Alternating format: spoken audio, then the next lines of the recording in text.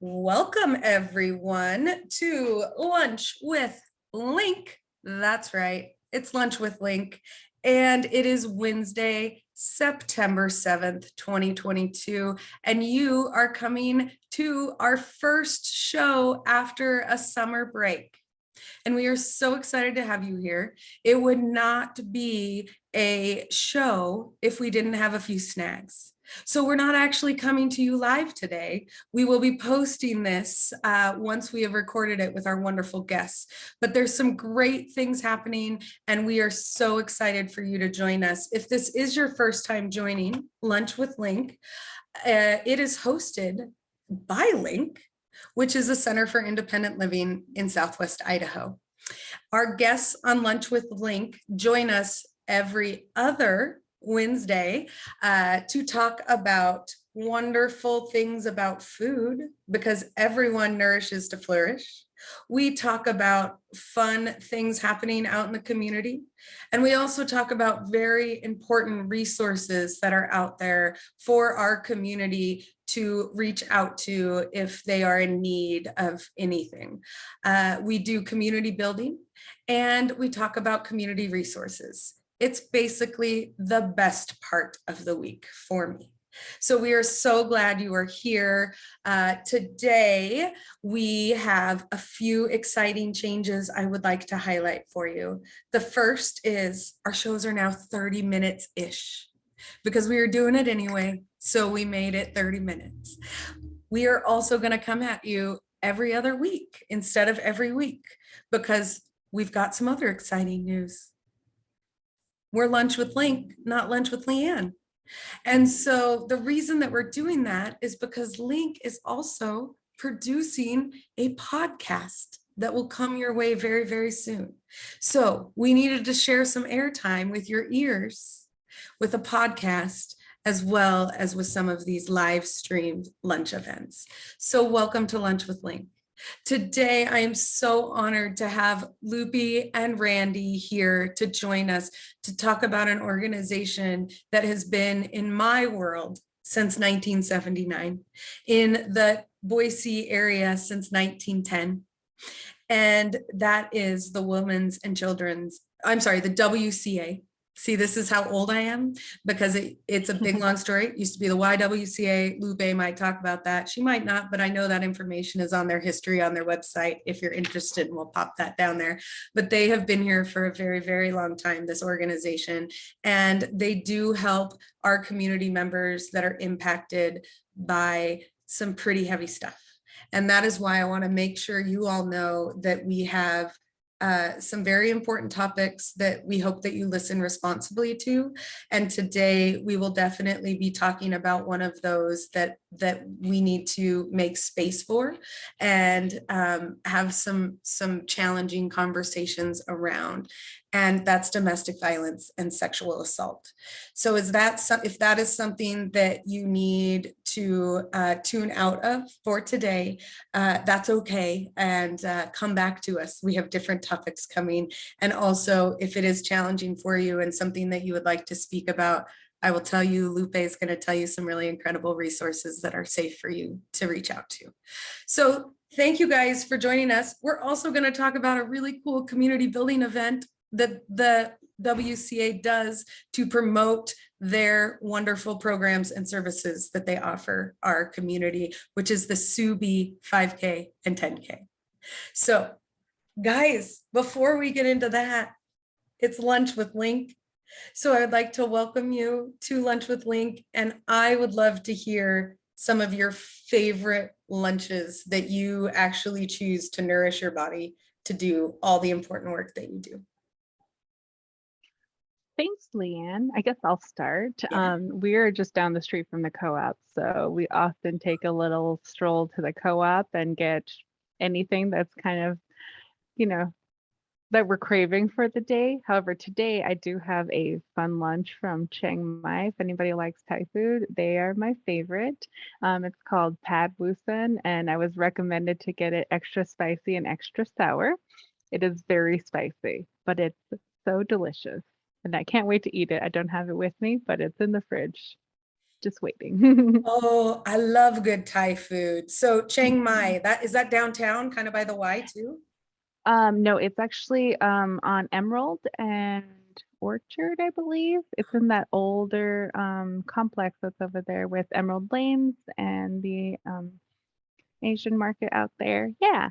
There's also a really good sign shop there called Signs to You that my Yeah. husband actually is the creative director on. So I might have to have him pick me up some Thai food from Chiang Mai. There you go. Uh, That's it. that's So great. yummy. I love Hmm. that. I love a good. I also love that you guys are by the co-op. I'm a little jealous about that. It is Yeah. pretty lucky. Yeah. So Randy, what about you? What is your go-to or maybe your splurge of a lunch? Yeah, well, one of my favorite lunches, and what I already had before this call, is a half sandwich with roasted chicken on some Dave's multigrain seeded bread and one of my husband's garden tomatoes. He's got an incredible organic garden. And so anytime I can have tomatoes on a sandwich, he also picked cantaloupe, so I had some cantaloupe fruit. Anytime I can have some of his garden veggies, I do. And so this time of year is my favorite time of year for lunch. Oh my gosh. You know, I feel like my husband's going to have to watch this because he is a tomato fiend. We did not have success with our tomatoes in our garden. So I might have to email you and see if your husband has any tips because tomatoes, fresh salsa from the garden. Oh, delicious. Yeah. And ours aren't doing as well this year as they did last year, but we're still getting a few. You know, we are having some squirrel eat our tomatoes. I think it's one. And I've never experienced a squirrel that eats a tomato and the squirrel goes up, takes a bite out of it, and that's it. It's like it forgot it didn't like it. And I'm like, what is happening with this squirrel? Have you ever had squirrels eat your tomatoes, Randy, or your husband? Not that I know of. No, I know. no. Okay. Well, we'll just keep searching. Well, you guys, I had to get my lunch before this because I'm going to dive in. So I don't know if anyone has been, there's a place in Boise called Zen Bento, and they have a location downtown and they have one on Apple. And what I have is a salmon. They barbecue all of their food. So what I'm showing is a salmon. It's like a little salmon fillet. They steam their vegetables. So there's some broccoli and some zucchini, and then I have brown rice underneath it. And I do like a ginger sesame, and I always have them add some toasted sesames. So I'm very excited to dive into this, and I just can't wait. Well, that was our food. That is why we do lunch with LINC, because one thing that can bring us together is how we nourish our bodies and how we can take care of our whole person in order to be able to really live the life of our choosing, which is what LINC is here to empower people with disabilities in doing just that.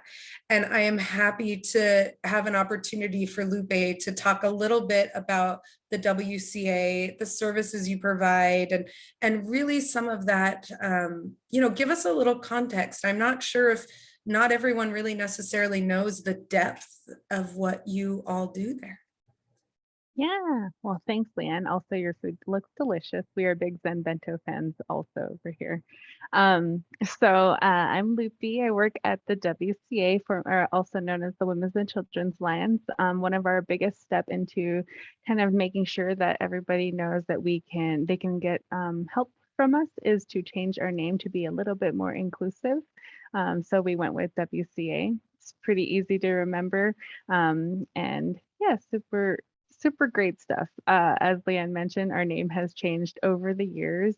I think the focus has changed a little bit, but it's still really trying to provide those services for those in need. In the past, we've also had, if you've ever been to our building downtown, it's a very old building with a large gym, and we've had workshops in there. We've had dances. There's been jazzercise classes in there, really neat.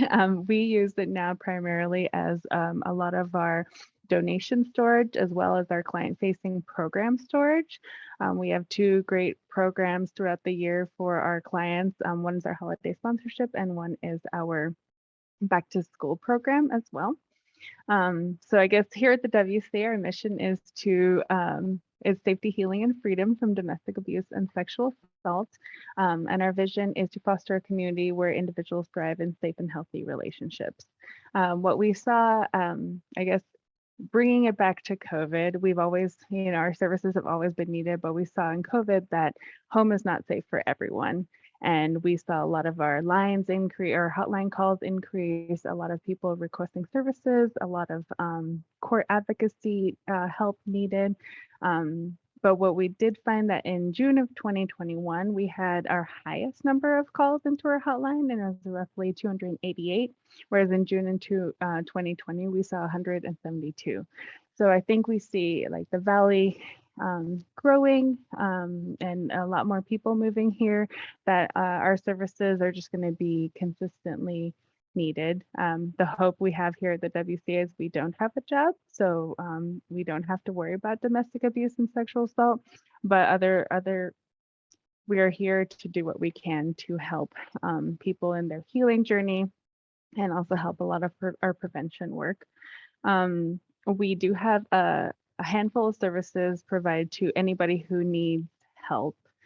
Some of our services are limited to only women and children, that being our safe shelter. However, we do have case management, court advocacy, financial empowerment. I feel like I'm blanking right now. So many other things. We have our prevention team. We do have a handful of other stuff that we're kind of working on that are provided to anybody who needs help. We have the easiest way to get help is through contacting our hotline numbers. So our domestic violence hotline number is 208-343-7025. And then our sexual assault hotline number is 208-345-7273. We find that we can give the best help that way. Our team members who answer those calls can help either provide additional resources as needed or help get the services that we can provide. We also, one of the cool things that we did recently is we do have support groups as well. We have our WRAP group, which is for domestic violence, and then our circle support, which is for sexual assault. But we have also added in like our Rainbow Connection, which helps the LGBTQIA community. And then we do have another group that helps people who, I'm going to mess that up because I don't actually know the term, and here I go, just saying it. But we have been trying to change to just become a lot more inclusive and providing services to everyone who needs. And I guess I think that's all the touch bases that I needed to go on. Yeah, and I really appreciate that, Lupe, because I think part of the magic of the WCA is, for an organization to be founded in the Treasure Valley, specifically in Boise proper in 1910, that's 112 years ago. So what was needed in 1910 in this work, in this field, is different, and the resources are different, and to have this continued effort to be inclusive and accessible to those who need it, as we grow as a community, that's probably the biggest win that an organization like yours can have. And you talked about the big gymnasium, and so before we get into the fun run, because I'm so excited to hear about that, and Randy is here as a longtime volunteer, and I think it's been going for 13 years, but we'll get to that in just a second. I might have made that number up, but as I indicated, 1979 is the year I was born. And so then the WCA has been in my life since then. And there's a lot of very personal reasons why. And one of them is because my mother ran the hotline as a volunteer. and Wow. worked at the hotline and really was there. And in that gymnasium, they used to have what's called the Spook House. So it was an event that they would host, and it was around, it was like a Halloween event, community event. And my father dressed up like Smokey the Bear. And then I was scared because I was a little kid. So that must have been like 83, 84. And this big tall Smokey the Bear came up and like tried to hug me and tried to do all these things. And then my mother took him outside to make sure that I knew it was safe. Like that was my stepdad. That was okay. Like, so, but they didn't want to ruin it for all the other people in the spook house. So they brought me out into the alley by your building, and my stepdad took his hat off, and I was so mad. So I was like, you did, like, felt betrayed that he had scared me and he was my dad. And then it's continued on. We have some lovely family stories about that. But the WCA has been a part of our lives for the hotline really since the 80s, because it is such an important lifeline for so many people. And if you are someone that's looking to the WCA and go to their website, there is ways to get out of that very quickly. And you have definitely taken a lot of thought to how you can protect people who are looking for resources. And so those of you who need to know that, it's the evolution of how we can support people in this world that you guys have done really, really well. So excited to hear all of that. I don't know how you all do it. We'll send coffee maybe tomorrow for the rest of your team. So you do have a really cool event, and we don't have much time to get through that. We have about 8 minutes, and I want to make sure we talk about the SusB 5K, 10K. And so Randy, you're a volunteer. Are you a race director? Can you give us a little bit of insight into this really great community event? Yeah, sure. Happy to. So I am a volunteer with the WCA. I have been a volunteer for, I don't know, probably the last 5, 6, 7 years. And the last 3 years, I've been part of this race planning committee. And the race that we're talking about is a 5K and a 10K. And it's in memory of a woman whose name is Sue Newby, and we kind of shortened it to SusB.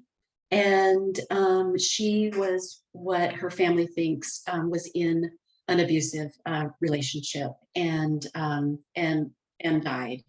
And so her friends and family pulled together to have this initial race, and then the WCA became involved to partner with the family. You were right, Leanne, it is the 13th year this year of this race, and yay. And we're really excited about this year because we haven't been able to hold an in-person race for 2 years because of COVID. And so the theme for this year's race is Better Together, and will be in person. It's on October 2nd, which is a Sunday. We've got 3 courses for people. One is a 5K, one is a 10K, and one is a 5K urban route. So the first 2, the 5K and 10K, go to the east on the Greenbelt. We start at Julia Davis Park, and it goes east towards Municipal Park for 5K and 10K. And then what's really exciting this year is we also have a 3rd course, which goes west from Julia Davis Park to the Anne Frank Memorial, and then through downtown Boise.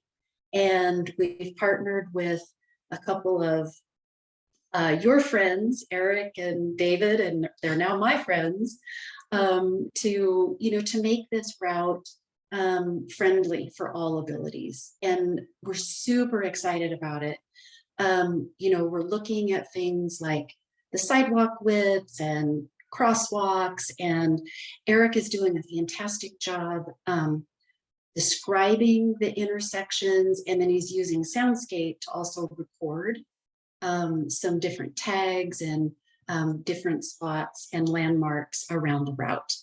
So super excited about it.